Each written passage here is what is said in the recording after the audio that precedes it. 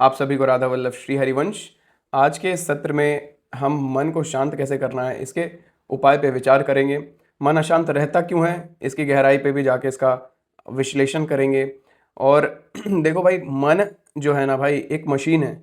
ये मशीन का उपयोग करके ही हम भगवान की प्राप्ति कर सकते हैं। मन ही मिलाए राम से, मन ही करे फजीत। और इस मन जो अज्ञानता रूप इस संसार में फंसा हुआ है, अनंत काल से हमको दुख दे रहा है, इसका कारण भी सिर्फ और सिर्फ मन ही है। सारे कर्म का कर्ता भी मन ही है। तो इसका उपाय क्या है यार? मन इतना मतलब त्रस्त व्यस्त जो हमको कर देता है ना, हमको परेशान कर देता है। लगता है कि अरे यार मन नहीं लग रहा, हर चीज में मन नहीं लग रहा है, मन नहीं कर रहा, ये नहीं कर रहा, वो करने, मन परेशान कर देता है, मन डरा देता है, मन गर्त में गिरा देता है, मन डिप्रेशन में पहुंचा देता है। तो ये सब चीज क्यों होता है, इस चीज पे इस लेक्चर में आपको पूरा आंसर मिल जाएगा। अगर आपको पूर्णता, श्रद्धा के साथ, विश्वास के साथ गुरुवाणी को अच्छे से सुनिएगा तो भाई जीवन में परिवर्तन होना निश्चित है। और कहीं माथा पटक लो भाई, बहुत सारे फिलोसोफर्स का बात सुन लो, बहुत सारा कहानी पढ़ लो, बहुत सारा फिल्म देख लो, बहुत सारा मोटिवेशनल स्पीकर्स को सुन लो, कृष्ण के सिवाय कहीं परम शांति मन को मिलने वाली नहीं है। क्योंकि जीवात्मा भगवान का अंश है। जब तक भगवान को नहीं, ये मन रूपी मशीन से जब तक तुम अपने आप को, जीवात्मा को भगवान का अनुभव भगवान से नहीं मिला दोगे ना, तब तक शांति नहीं मिलने वाला है। भूल जाओ, ठीक है। तो गुरुवाणी को अवलंब बना के बिना देरी के आज की चर्चा शुरू करते हैं।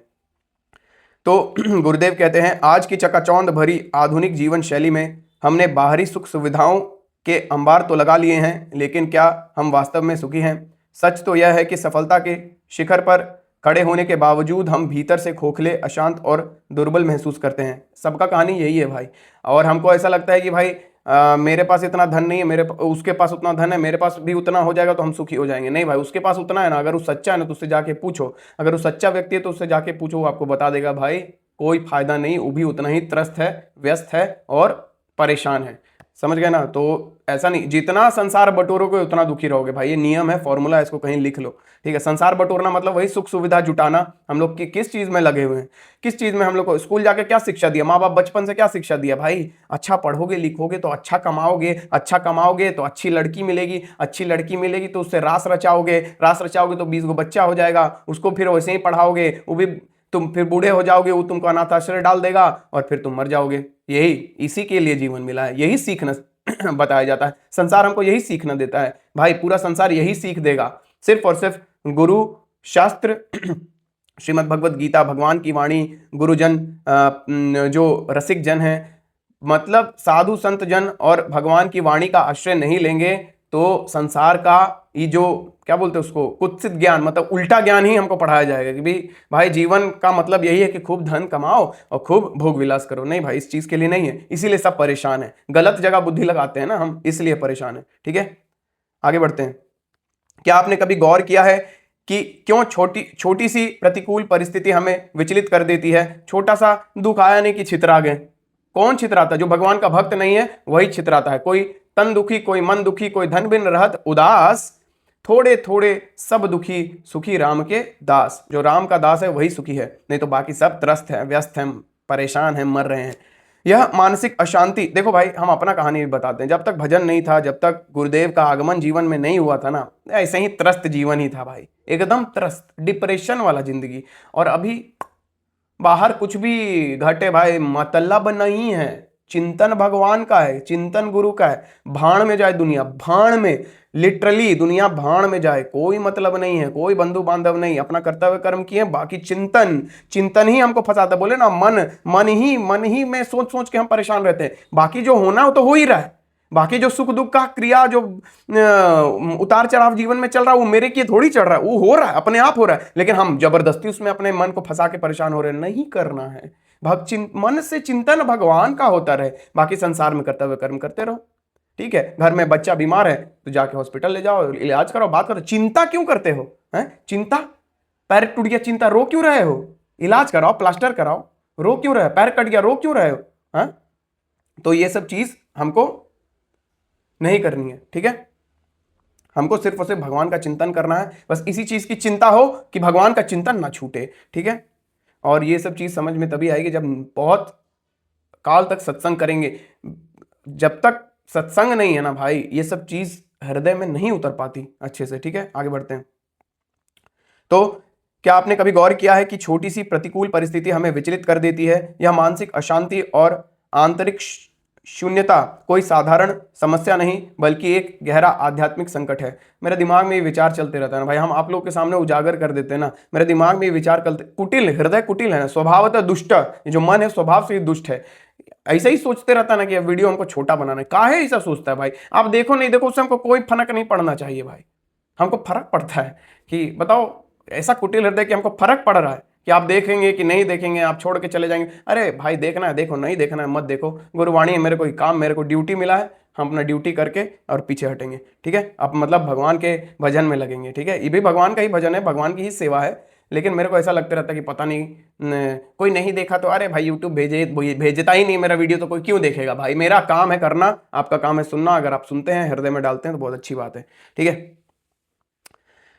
तो चिंतन जो है ना, संसार का चिंतन को कहा गया है कि यही महारोग है।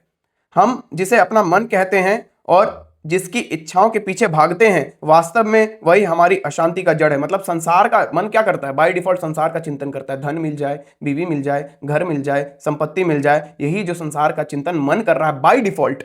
इसी को भगवान का चिंतन करा दो, बस सब टेंशन का जड़ खत्म। संसार का चिंतन करेगा, सब रोग का यही मूल है। यह रोग का मूल कारण बाह्य विषयों का चिंतन है। जब हमारा चित्त निरंतर संसार की वस्तुओं, व्यक्तियों और भोगों में उलझा रहता है तो यह विषयाकार हो जाता है। मतलब मन में विषय आसक्ति हो जाती है, मतलब विषयों के प्रति ही भागते रहेगा। भाई देखो संसार में जितना भी छोटा छोटा भोग भोग के हमको सुख मिलता है ना, जैसे मान लो हम गाड़ी क्यों खरीदना चाहते हैं? काहे कि उसमें घूमने में बड़ा सुख मिलेगा। भाई जो गाड़ी में घूम लेता है, जो एक बार फ्लाइट से चला गया ना, वो बार बार सोचेगा कि यार फ्लाइटे से जाते ना तो ठीक रहता, 2 घंटा में पहुंचा देता है। ट्रेन उसको बुरा लगने लगेगा।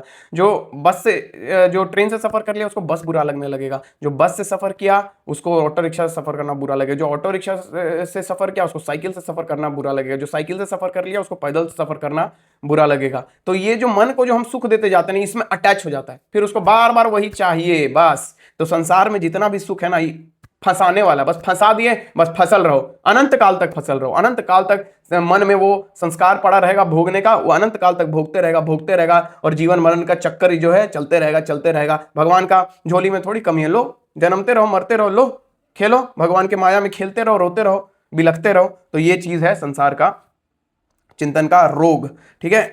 तो मन जब विषयाकार हो जाएगा ना तो विषय की तरफ ही भागेगा। उसी तरह मन जब भगवान का चिंतन से भगवताकार हो जाएगा तो भगवान का चिंतन ऑटोमेटिक चलते रहेगा। लेकिन ऑटोमेटिक चलने से पहले हमको विषयाकार मन को जबरदस्ती भगवान के नाम के बल से भगवान में लगाना होगा, ये करना होगा। वही यही भ्रम है जो हमें, कौन सा भ्रम है? कि हमको संसार, यही वह भ्रम है जो हमें यह मानने पर विवश कर देता है कि यह नश्वर शरीर हम हैं। ये जो मन जब विषयाकार हो जाएगा ना तो ये भ्रम पैदा कर देगा। उसके बाद आपको लगेगा ही नहीं कि आप शरीर नहीं हो, आप शरीर हो क्या? हम बोलते मेरा शरीर, मैं शरीर तो नहीं बोलते, मेरा शरीर छूट जाने वाला है। हम क्या, हम जीवात्मा हैं, भगवान के स्वरूप हैं और भगवान को जब तक नहीं पाएंगे तब तक त्रस्त रहेंगे भाई। क्योंकि शरीर तो छूटने वाला है, शरीर छूटेगा तो शरीर से जुड़े जितने भी व्यक्ति वस्तु स्थान है सब छूट जाएंगे भाई, और बिलख बिलख के छोड़ोगे। गुरुजन क्या बोलते हैं भाई? शरीर तुमको छोड़ देगा, इससे पहले कि शरीर तुमको छोड़ दे तुम जीते जी शरीर को छोड़ दो। कबीरा जीते भेटिए मुए मिले न राम, मरने के बाद राम नहीं मिलते, मरने के बाद नरक मिलता है, ठीक है?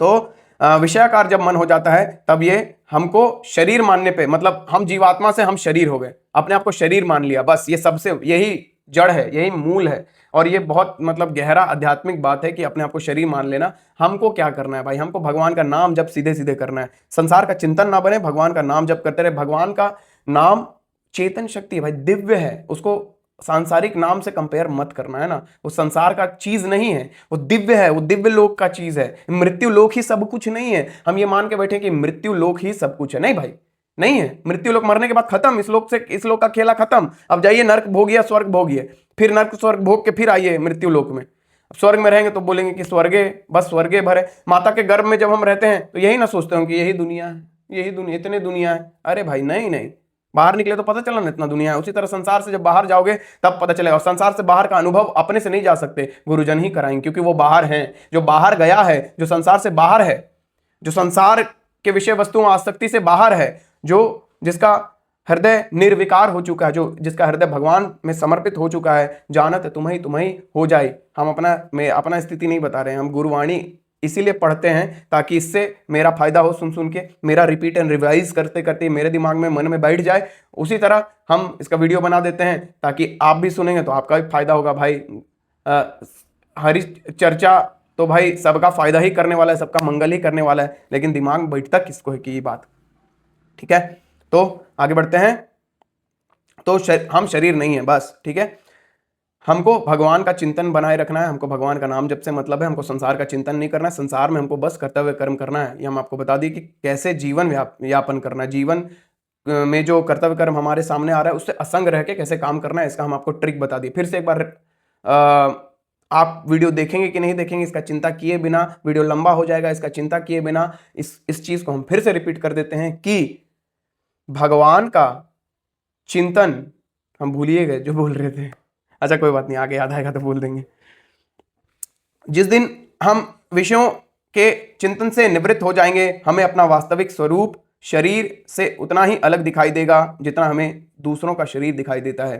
तो भगवत प्राप्ति करने के बाद, भगवान की प्राप्ति जब हो जाती है, तो वो स्टेट अभी हम बस मुंह ही से बोल सकते हैं कि हमको उस चीज का अनुभव नहीं है, लेकिन गुरुदेव क्या बोलते हैं, जैसा बनना है वैसा बोलो, वैसा अनुभव करना शुरू करो तो वैसा बन जाओगे। तो हम आपको बताने का मेरा यही रीजन है कि हम भी वैसा बन जाए, आप भी वैसा बन जाए।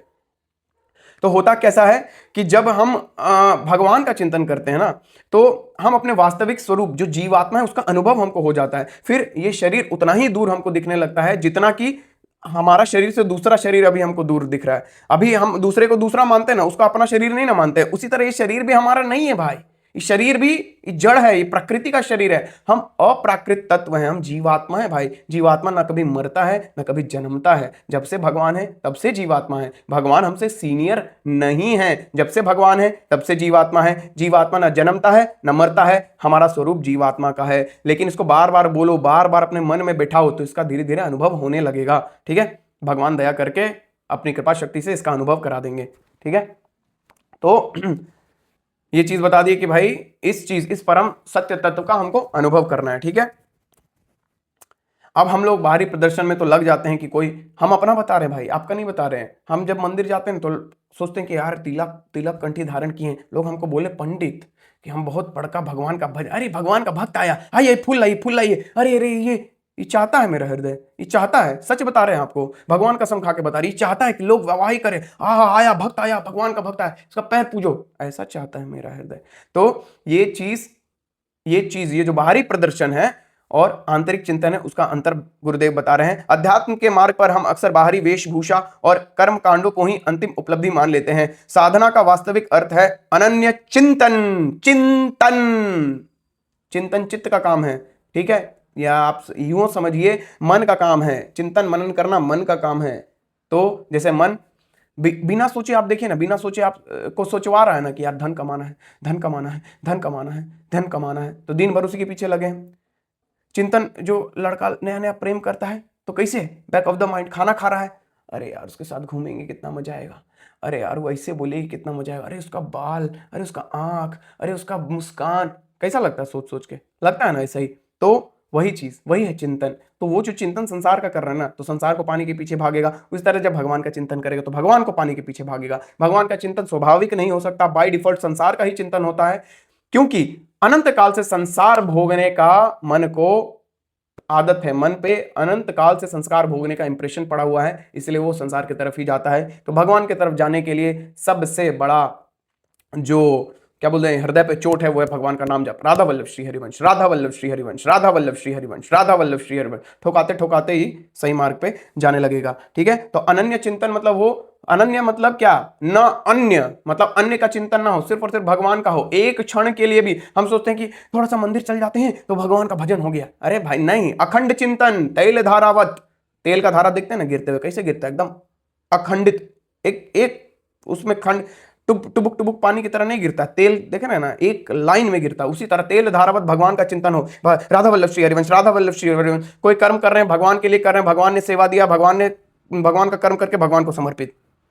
भगवान का चिंतन नहीं छूट सकता। भले आप कितनों बड़ा से बड़ा, कोई बोलता है कि हम भगवान का चिंतन ही नहीं हो पाता, तो तुम प्रमादी हो, तुमको चाहिए ही नहीं भगवान, तुमको चाहिए ही नहीं कि तुम्हारा कल्याण हो, तुमको ये जिज्ञासा ही नहीं कि तुम्हारा कल्याण हो। झूठ ना बोलो, झूठ ना बोलो। जिसको भगवान चाहिए होते हैं ना, वो भगवान, जिसको लड़की का आकर्षण रहता है, धन का आकर्षण रहता है, देखते हो भाई 4 बजे भुरिये से लग जाता है लड़की का चिंतन, लड़की को पाने में, लड़की को मैसेज करने में, धन को लाने में। सुबह सुबह देखते हो ना, टेम्पो वाला को देखे भाई, सुबह 4 बजे निकल जाता है। कहा है? धने धने धने का आसक्ति ना है, धन नहीं कमाएंगे तो कैसे काम चलेगी।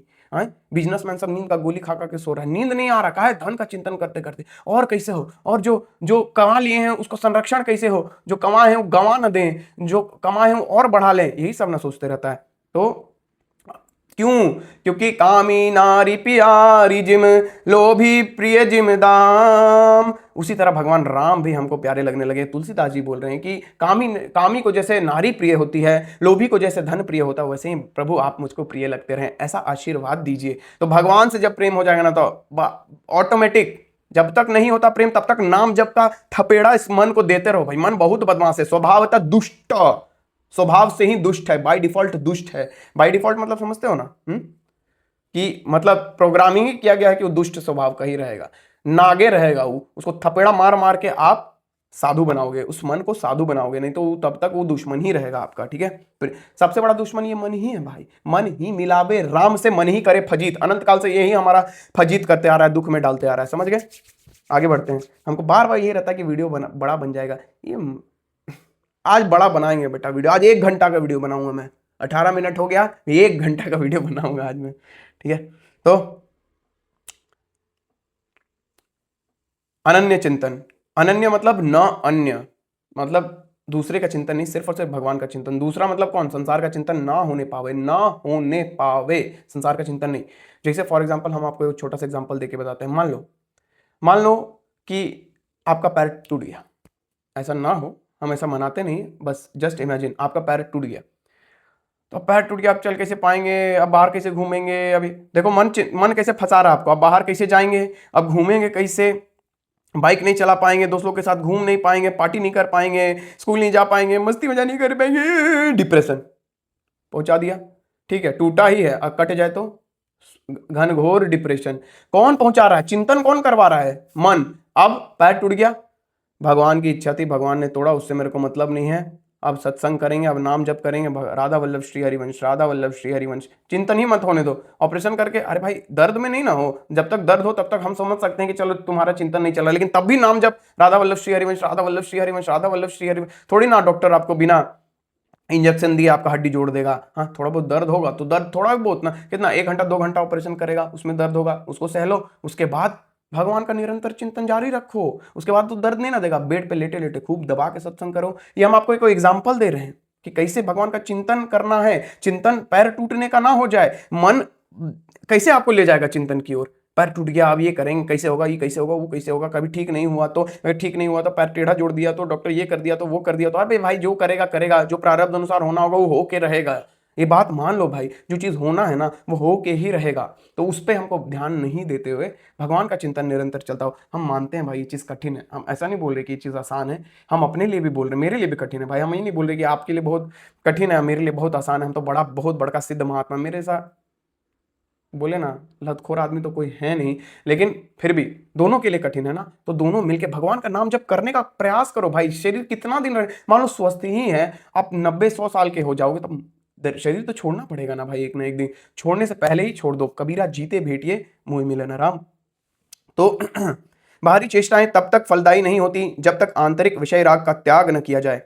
तो हम जो भगवान का नाम जप कर रहे हैं, भगवान का सत्संग कर रहे हैं, भगवान के मंदिर जा रहे हैं, भगवान के विग्रह का दर्शन कर रहे हैं, तब तक फलदायी नहीं होंगी जब तक हम हमारा आंतरिक मतलब अंदर जो विषय राग है ना, विषयों के प्रति जो राग आसक्ति है ना, जो जुड़ाव है ना विषयों का, तब जब तक उसका त्याग नहीं होगा तब तक बाहरी चेष्टाएं फलदायी नहीं होंगी। और इसका हम अपना आपको अनुभव बताते हैं भाई। तन ही राख सत्संग में आप अपने जबरदस्ती सत्संग कराओ भाई, जबरदस्ती। नहीं मन कर रहा है फिर भी गुरुदेव का वीडियो देख रहे हैं, कुछ नहीं करेंगे, मन इधर उधर भाग रहा है, सत्संग लगा हुआ है तो लगा हुआ है, पूरा सत्संग कंप्लीट करेंगे, एकदम रूटीन वाइज गुरुदेव का सत्संग सुनो। ठीक है अपने आप को गुरुदेव नहीं बोल रहे हैं, गुरुदेव मेरे गुरुदेव नाम नहीं लेंगे, जिनका किडनी खराब है, समझ जाओ। ठीक है, अब आगे बढ़ते हैं।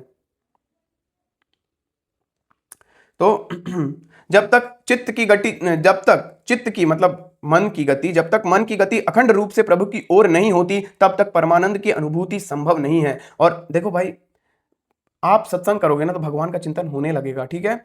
तो बाहरी चेष्टाएं भी फलदायी होने लगेंगी जब हम भगवान का चिंतन करने लगेंगे, और भगवान का चिंतन होगा नित्य सत्संग में बने रहने से। और जब सत्संग नहीं मिला, नाम जप करो, दबा के नाम जप करो भाई, ठीक है।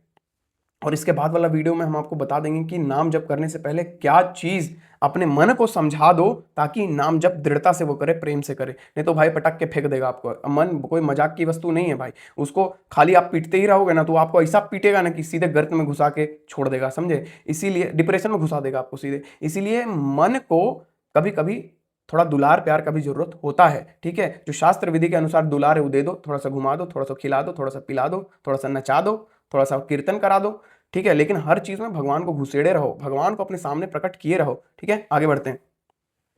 मन को जीतने की रणनीति बताते हुए गुरुदेव बता रहे हैं, मन को वश में करना कोई खेल नहीं है। हम आपको बताएं ना अभी कि मन को वश में करना कोई खेल नहीं है, इसके लिए एक प्रभावशाली रणनीति है। क्या है?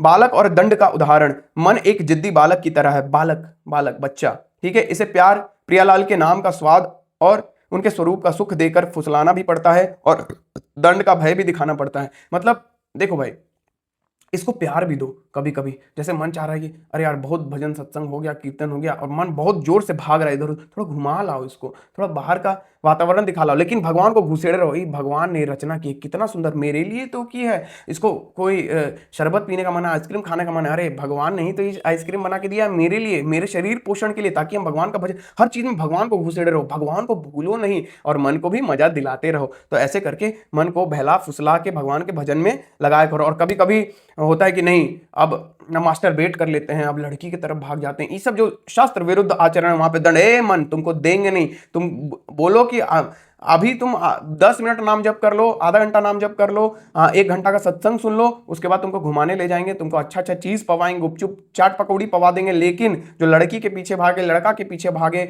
तुम जो विषय आसक्ति गंदी गंदी चलचित्र देखने के पीछे भागे, तो समझ जाना फिर हिला के रख देंगे। ऐसा थोड़ा इसको दंड विधान भी करना इसके लिए जरूरी है। इसे समझाएं कि यदि गलत मार्ग पर गया तो इसे घोर नरक, लोक निंदा और कष्ट भोगने होंगे। एक विवेकवान साधक को चाहिए कि वह मन पर शासन करे, कभी इसे सात्विक दुलार दे, कभी इसको दुलार भी देना है, तो कभी इसकी उद्दंडता पर 3-4 दिन का कठोर उपवास रखकर इसे अनुशासित करें। संयम और विवेक ही मन को अधीन करने का शस्त्र है, संयम और विवेक, ठीक है। संयम रखो, हम आपको बता दिए इसका टेक्निक कैसा है कि इसको कभी कभी दुलार भी दो और कभी कभी इस पर शासन भी करो। जैसे एक बालक है तो उसको हमेशा पीटते पाटते रहोगे तो खराब हो जाएगा भाई, उसी तरह मन खराब हो जाएगा। अगर बार बार आप इसको सत्संग में लगाने का नहीं, आप आज से तो हम कैसे, हम लोग दिमाग में लगा, आज से वादा करते हैं कि आज से जो रूटीन बनाए तो हम 100% फॉलो करेंगे ही। ले बेटा 2 दिन फॉलो हुआ, उसके बाद ऐसा पटका कि ले अब रूटीन के तरफ देखने का भी मन नहीं कर रहा है। ऐसा ना करो भाई, ऐसा ना करो, सोच समझ के विचार पूर्वक करो। और विचार विवेक कहाँ से आएगा? नित्य सत्संग में बने रहने से आएगा। अपनी क्षमता को पहले एनालाइज करो, ठीक है, उसके हिसाब से काम करो, ठीक है। आगे बढ़ते हैं। जब हम सो रहे होते हैं तब हमारा स्थूल शरीर बिस्तर पर पड़ा होता है, लेकिन सूक्ष्म शरीर, यही सूक्ष्म शरीर मन अपनी ही एक दुनिया रच लेता है। वहां बाजार होते हैं, लोग होते हैं, सुख और दुख भी होते हैं। जागने पर पता चलता है कि वह सब केवल मन का विलास था। जिस प्रकार स्वप्न में मन ही दृश्य बन जाता है, जैसे स्वप्न में मन ही दृश्य बन जाता है, मन ने अपने आप को विस्तृत कर लिया। देखो इतना इंप्रेशन है, इतना चीज बटोरे हुए कि अपने आप को विस्तृत कर दिया, मन है फैला दिया। तो जिस प्रकार स्वप्न में मन ही दृश्य बन जाता है, उसी प्रकार यह जागृत संसार भी मन का ही विस्तार है। जब तक हम स्वप्निक पुरुष बने रहेंगे, हमें यह प्रपंच सत्य लगेगा, लेकिन भगवत चिंतन के प्रकाश में यह माया लुप्त हो जाती है। देखो ये संसार, ये शरीर, ये माया का बना हुआ है। ये बहुत आध्यात्मिक बात है, उतना हम आपको डिटेल में नहीं लेके जाएंगे। पहले आप नाम जप करो और मन को इसी तरह दुलारो। मन नित्य सत्संग करो, एक टाइम रूटीन बना लो भाई कि इतना देर सत्संग करेंगे, इतना देर नाम जप करेंगे ही करेंगे, तभी सोएंगे, नहीं तो खाना भी नहीं खाएंगे। दृढ़ता पूर्वक रूटीन नहीं बनाओगे ना भाई, ना संसारिक उपलब्धि मिलेगी ना पारमार्थिक उपलब्धि, तो भूल ही जाओ। संसारिक उपलब्धि तो प्रारब्ध अनुसार आपको मिल भी जाए, लेकिन भागवतिक उपलब्धि, आत्मिक उन्नति नॉट पॉसिबल। रूटीन के मतलब, रूटीन को क्या बोलते हैं हिंदी में, जो भी बोलते होंगे, रूटीन के बिना नॉट पॉसिबल भाई। हम अपने आप को भी बोल रहे हैं रूटीन के बिना नॉट पॉसिबल कि आप उस परम तत्व का अनुभव कर लें। गुरुदेव का वाक्य हम आपको बता देते हैं, प्रमादी कभी भगवान का अनुभव नहीं कर सकता। भगवान के साथ, भगवान के आनंद का, भगवान के सानिध्य का अनुभव कभी जो क्या बोलते हैं उसको, जो आलसी है, जो प्रमादी है, वो कभी भगवान के उस आनंद का अनुभव नहीं कर सकता। तो और भगवान का अनुभव अलग है ना, भगवान अलग चीज है भाई, वो अलग आनंद है, वो दुनिया से परे चीज है। अब हम आपको कैसे ही बता दें, बस मान लो मेरी बात और नाम जप करो और सत्संग करो, आपको खुद ब खुद अनुभव हो जाएगा। जीवन मुक्तता का लक्षण बताते हुए गुरुदेव बता रहे हैं, वर्तमान में जीवन मुक्त होने का एकमात्र लक्षण यह है कि आपके भीतर से विषयों की चाह मिट जाए और आप केवल प्रभु में स्थित हो जाएं। बिना मनोनिग्रह के गुरु का उपदेश भी निष्फल हो जाता है। वास्तविक बल चित्त को, मन को विषयाकार से भगवदाकार प्रभु के स्वरूप में ढालना है, बनाने में है। ठीक है, तो मतलब विषयाकार से हमको मन को मन अभी विषयाकार है, उसको भगवदाकार बनाना है। ये बनेगा नित्य नाम जप से, नित्य सत्संग से। ठीक है, निष्कर्ष बताते हुए गुरुदेव बता रहे हैं, आपके जीवन का प्रत्येक पल केवल भगवत चिंतन से युक्त होना चाहिए। केवल भगवत चिंतन से। बोले ना कि आदमी सोच लेता है कि आधा घंटा 1 घंटा हो गया, बस भागो, अब माला कर लिए, 2-3 माला फिर लिए, बस भागो, हो गया, भगवान का भजन हो गया। अरे क्या बोझ बनाया आपका हाथ में, माला तो कर में फिरे, जिह्वा फिरे मुख माही, और चिंतन बन रहा है संसार का, ये तो भजन है ना ही। हाँ, ये तो भजन, इसको भजन नहीं बोलते भाई। भजन मन से होता है, तन हो ना हो मतलब नहीं, तन से हो ना हो मतलब नहीं। मन के साथ तन भी लगा, अच्छी बात है, खाली मन लगा है, अच्छी बात है, लेकिन तन लगा है, मन लग भी नहीं, क्या भाई मत करो। इससे अच्छा संसार का भोग विलास भोगो, मत करो भजन, कोई फायदा नहीं है। ठीक है, तो आपके जीवन का प्रत्येक पल केवल भगवत चिंतन से युक्त होना चाहिए। यही वह एकमात्र मार्ग है जो आपको इस मानसिक रोग से मुक्त कर परम पद तक पहुंचा सकता है। संसार की नश्वर सामग्री का चिंतन आपको बंधन और त्रास देगा, जबकि प्रभु का चिंतन आपको अजेय आंतरिक बल प्रदान करेगा। आप सभी को राधा वल्लभ श्री हरिवंश। जय जय श्री राधे, श्री राधा वल्लभो जयति।